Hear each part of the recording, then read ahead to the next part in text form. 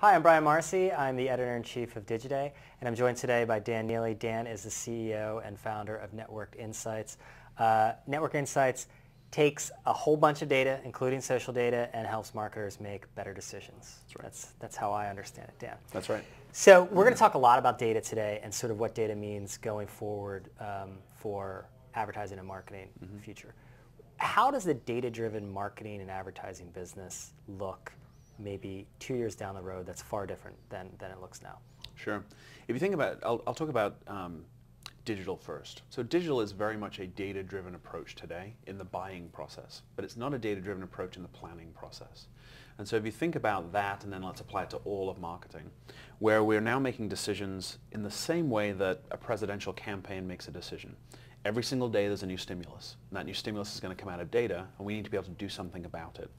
That means that we've got large-scale data. We need to be able to extract value from it fast using various computing processes, and then coming to a place where the human can put their genius on top of it. Today, the way that works is 80% of the effort is done by humans. It's done by planners. It's done by buyers. It's done by 30 people on an account. 2 years from now, instead of 30 people on an account, we're going to have 3 people on an account. We're going to have our ability to test in real time what's actually happening. Marketers are going to be in a place where they can do this very fast reaction to what's going on. What is the stimulus that happened today? How can I take advantage of it? And I can choose to take advantage of it or not. So that requires, some of the, what is now being described as big data, right? We at Network Insights are a big data company. How do we process through massive amounts of information in real time to come out with a decision? Okay, so that's looking down the road for 2 or 3 years. Like, what percentage of the way do you think we are right now to being there? Because it's still very, very handcrafted it seems like, from start to finish. Sure. I think one of the things is, if you look at the different ecosystems that are, the different segments within this ecosystem, you have technology companies, you have publishers, you have agencies, you have brands or clients. And I think there are varying degrees of barriers and there are varying degrees of expertise that exist. The technology companies, I think, get it. I think they understand what they want to do and they're disrupting the model. I think publishers are starting to get it more than the others. Agencies, I think, don't know what to do necessarily in that type of ecosystem because of the way they're compensated. They're compensated based on time plus. Well, I mean, you're talking about going from 30 to 3. If I'm sitting at Starcom MediaVest with 11,000 people and I make money off of billing them out by the hour, I'm thinking, ooh, this looks like I'm not going to make as much money. So what needs to change? I mean, you're talking about a much smaller but more specialized and more highly compensated agency model? I'm talking about a performance-driven agency model where, in the same way that buying is guaranteed today, planning needs to be guaranteed as well. The planning structure is very, very painful. It's, a 6-month planning cycle means that we've missed everything. If we're planning for the Super Bowl today and the Super Bowl happens 3 months from now, then we've missed everything that happens around the Super Bowl to be able to take advantage of it. So what we have to get to is if we can take a planning process from 6 months to a day. And the reason we can take it to a day because every single day we see a new stimulus that happens with our customers. Our customers are determining what's important and where they are. Now the question is, can you as a brand stay in sync with your customer? Can you actually stay in sync with them or not? And if you can, then you're probably going to have more effectiveness, more efficiency out of your spend. So what needs to happen is planning needs to guarantee their recommendations. They need to guarantee the plan.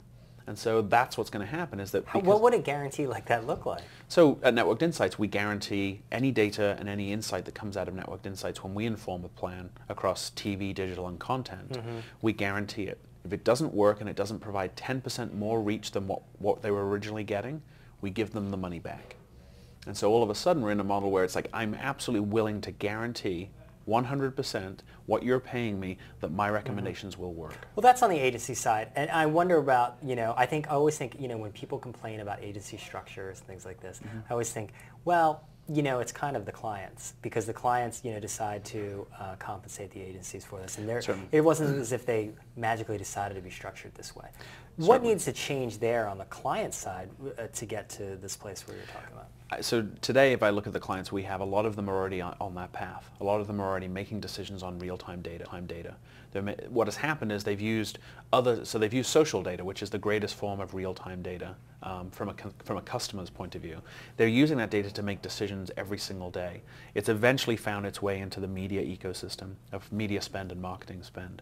And so they're figuring out that, you know what, there are technologies that I can utilize where I only need a single individual to make these decisions in what was once a world where I used an entire team of agency people that were working with me. I think we're going to see a generational shift, where more people are comfortable with data and less comfortable with gut.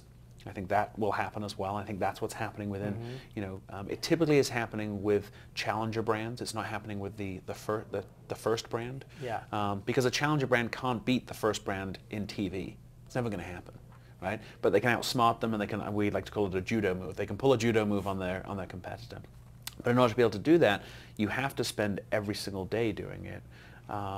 That sometimes is a challenge for people that have been in marketing for a long period of time. So it sounds like it's a cultural challenge, really. It is absolutely a cultural challenge. It's one of those things where you'll see a DNA shift that takes place. You're going to, if I look at the trends that we've seen in our businesses, media and entertainment are certainly a key component. Think about, they already plan on a daily basis. When a movie comes out and they see bad results on the East Coast, they're going to affect the West Coast with more media spend. They do that today. Well, they have a very narrow. I mean, they have like 3 days to make or break their product. So so that's why media and entertainment, it really works. Technology companies, consumer technology companies, there's so much competition there. Right? If you just look at, let's say, the smartphone category, there's so much competition on a daily basis to garner, how do I get attention, how do I get share of voice, how do I get share of wallet, right? So that happens. So they're reacting in a very fast way.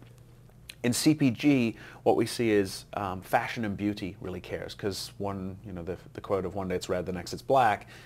Okay, so that's important. Okay. You see more industries getting this high metabolism type of market. It's a great way to put it. I think they're... That's trademarked, actually. Okay, I won't use it, otherwise I'll have to pay you. Okay, right. But yeah, they need to get there, and I think they know they need to get there. They're challenging this ecosystem. There's a lot of... People are very uncomfortable when you talk about real-time data because they fear eternal optimization. I'm always going to be optimizing. It's like, well, I'm never going to make a decision. But if you can use technology to make that happen, then that's what I think there's a ton of value there. So at Networked Insights, it's real-time data, more reach, same amount of spend, and we guarantee it. So let's talk about the publishers for a little bit, because in sort of as data's become a much larger part of the discussion, particularly within the advertising realm, I've noticed more reticence on the publisher side, because what they see is advertisers and agencies get excited by this idea of being able to mine data and separate the audience data from the impression. And the publisher starts to think, whoa, I don't like this at all. But earlier you said you thought publishers could get ahead. So I think there are some publishers that are getting ahead. If I look at Viacom, they launched an agency called Scratch, and Scratch is very much doing data-driven, high metabolism type stuff for their clients, and they can do that because they have access to the data. I think what is happening, and what will happen more than it is today, is more of these publishers, more of the TV networks will start having a high level of intelligence around data. I think they know they have data and they've given it away. If you think about, if you look at a media plan and you look at the value adds that are given by publishers, the value adds are typically all the data stuff. Right. It's usually, well, here's my advertising, here's the inventory, and here's all the value adds that you can get and the price point I put in the past is 0. And if you do that, it's like you're undermining your own business. So I think many of the publishers have now figured out, you know what, it's not that model. Some of them are learning from companies like Facebook and Twitter, right, as far as the way that they can monetize data. And I think more companies will start doing that.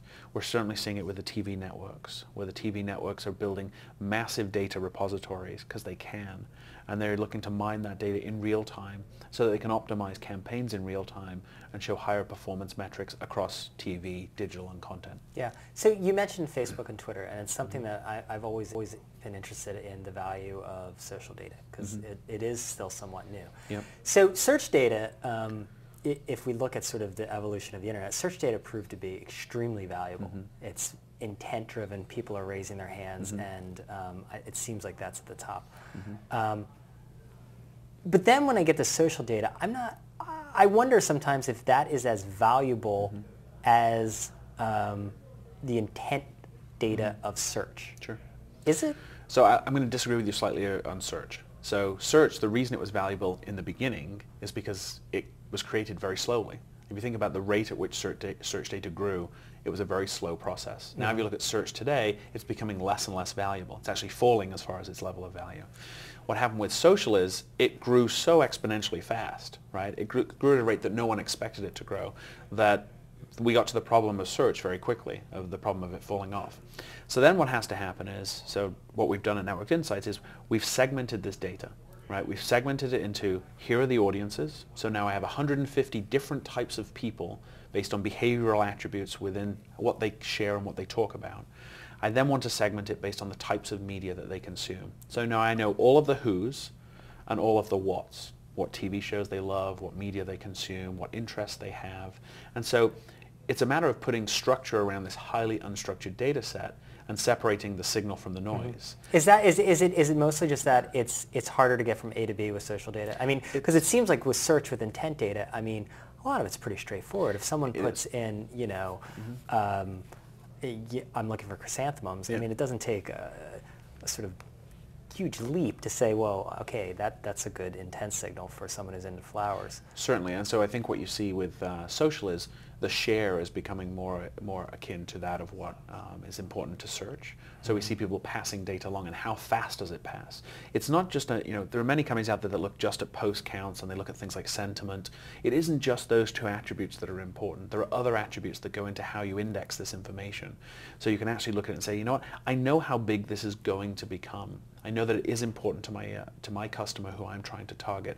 I know how to map their digital life and their real life. And so that to me is where it becomes valuable.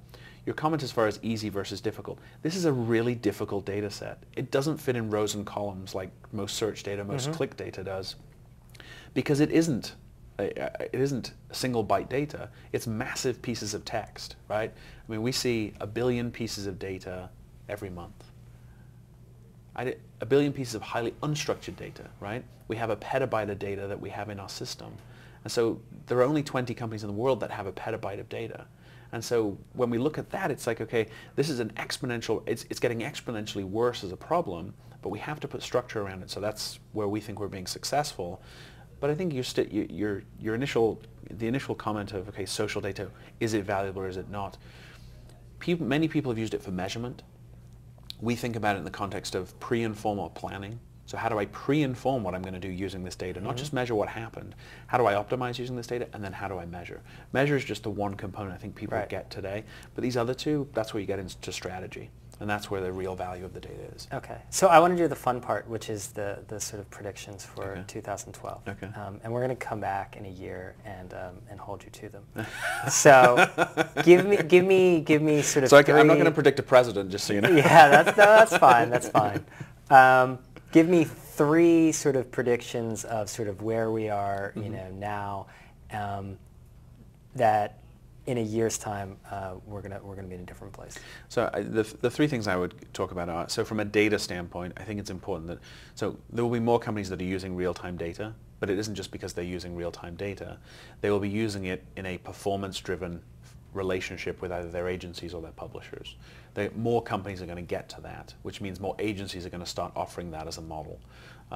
We're already seeing some of the big guys, the big holding companies, starting to think about that and how they would roll that out. So I think more of that's going to be asked for in the ecosystem. The second one I think is content is going to become more and more important. I think we're going to see budgets the same size as media spends placed on content. That's to create content, to curate content, to figure out what is the right content.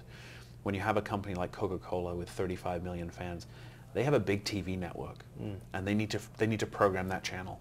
And so in order to program that channel, they've got to have killer content. So the next step is figuring out how do I get that content, and then also getting it at scale. And so figuring that piece out. The third is I think we're going to see where social data gets connected to other data types in a big way. It's not going to be we believe we've cracked the code around social data. our next step is we're gonna lay other data sets next to it. It's going to be some traditional data. It's going to be data like search data, but other data that we can connect together, that we can start finding trends and initiatives where we can say, you know, I can automate more of this process, which is human today. It's never going to be completely human, completely automated. Sorry, it's always going to have that 20% of human genius. But I think those three things are what are going to change this landscape. And if there was a fourth I was going to throw in, it would be around, we're going to see more publishers starting to look like agencies. Oh, okay. Those are great. Yeah. Well, that's all the time we have. Dan, I want to thank you, and I look forward to in a year doing a scorecard on those Awesome. predictions. Thanks so much. All right, thanks.